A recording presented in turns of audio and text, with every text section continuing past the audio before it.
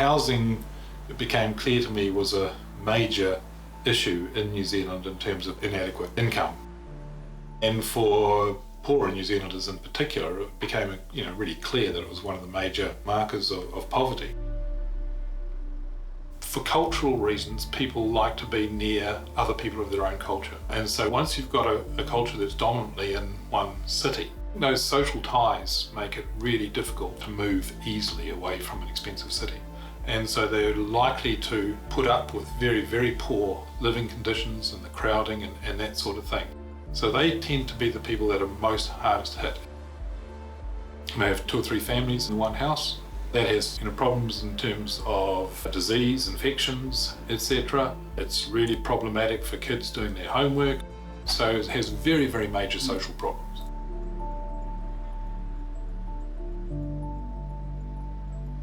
If somebody's going to be more productive in one place than another, you want them to be able to move. But housing policy has meant that they can't. It's locked people out of the places where they can be most productive and have the brightest futures. That's just damaging.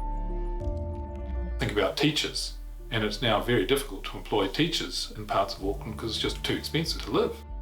But obviously you need teachers if there's kids there. So this is becoming quite a major issue for some industries now.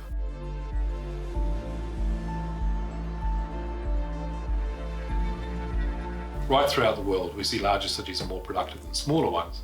But if people are deterred from going to those places, then we don't get that advantage of the productivity benefits, which means our income per person becomes lower.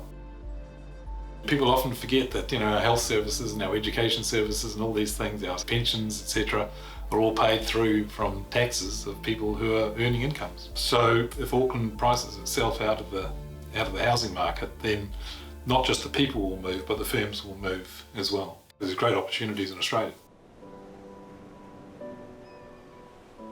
Are we destined to forever pay extremely high prices for housing, or is there a way to make housing more affordable again?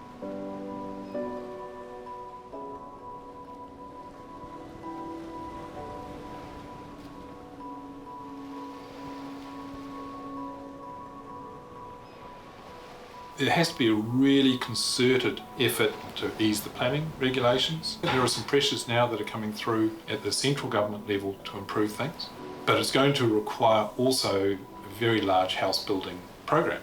Now, Kiwi Build was meant to be that, but it was done at the wrong time. It was done at a time when every builder in the country was double booked. I would tend to have a much larger state housing build program, which both increases the stock of housing overall, but also targets the people most in need.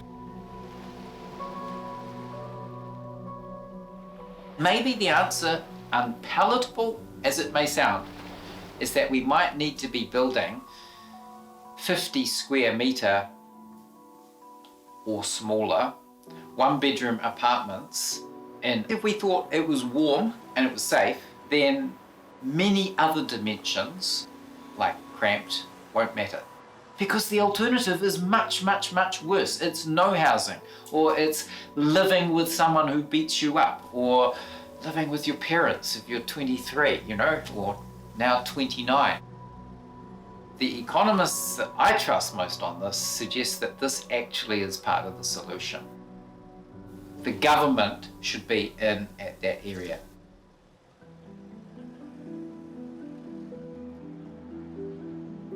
The government has released a national policy statement on urban development, and that has basically stated that councils now have to allow development going, I think, unlimited heights within the CBD, the Central Business District, and up to 6 stories on transit routes and in areas sort of quite close to the central city. And it has to also have land availability for future housing. So this is a really, really major statement which could go a long way to actually alleviating some of these problems. If it's not stifled by the local planners or councillors.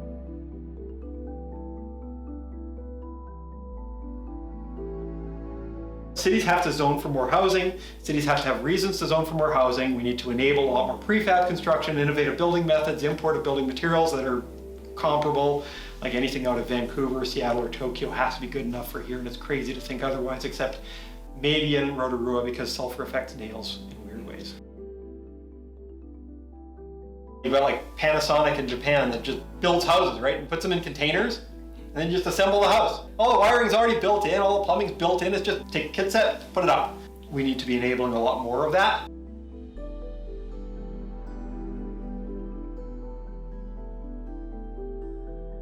Some of the companies that are able to put in 10,000 or 20,000 house subdivisions in Texas or other parts of the United States or Canada say, hey, put in some housing and throw in requirements that they take on Kiwi apprentices along the way so we train up the next generation of Kiwi builders.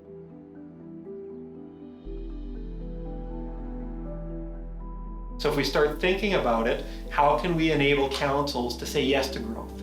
So take the value of all consented building work and then give something comparable to the GST take on it back to local councils. It's just a way of getting a rough and ready number that is correlated strongly with the thing that you want councils to do more enabling of. If you're going to have $1 billion ex-GST construction project here, okay, $1 billion, 15%, 150 million. Okay, well, you're going to get 150 million to the council budget if you don't say no to this development project. I bet you're going to see more yeses, right?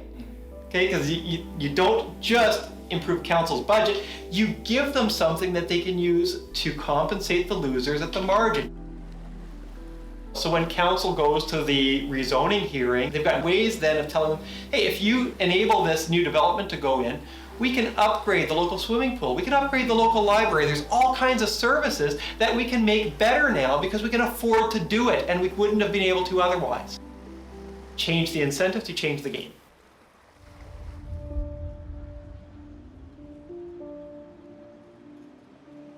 So one of the things to solve our problem in the long run is going to be a transport network, either public or private, which lowers the premium that people will pay because there's less congestion. And so it's not worth paying $200,000 extra to live closer because actually living a bit further out isn't that inconvenient.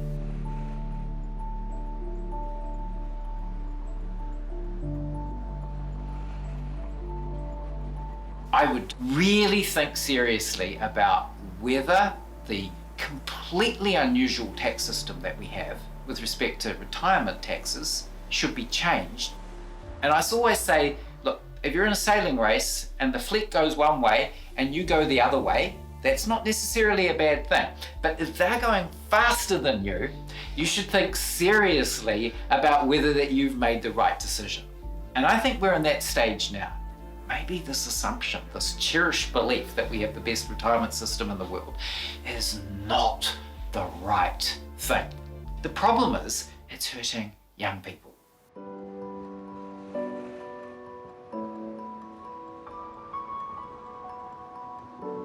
The ground is kind of shifting. There's been a pretty active YIMBY movement of younger people who've been active in the town hall processes and the council hearings, but also more vocal in the community broadly about the need for more housing and pushing back against the heritage people, saying that, well, those houses look nice from the outside, but have you ever tried living in one as a tenant?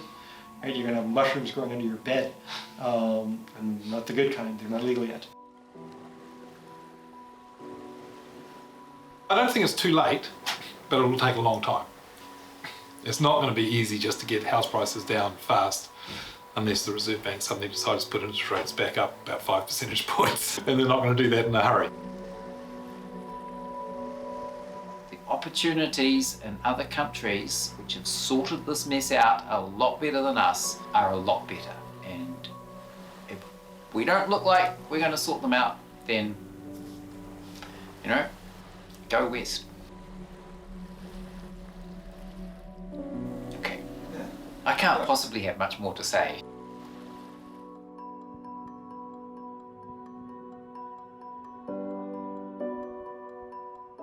Hopefully, the next time you hear about a shiny new government plan or initiative aimed at fixing the housing market, you'll have a better understanding on where this plan fits under the supply and demand umbrella. And more importantly, you will be able to understand whether this shiny new plan has a chance of making housing more affordable again, or whether it's just a spin.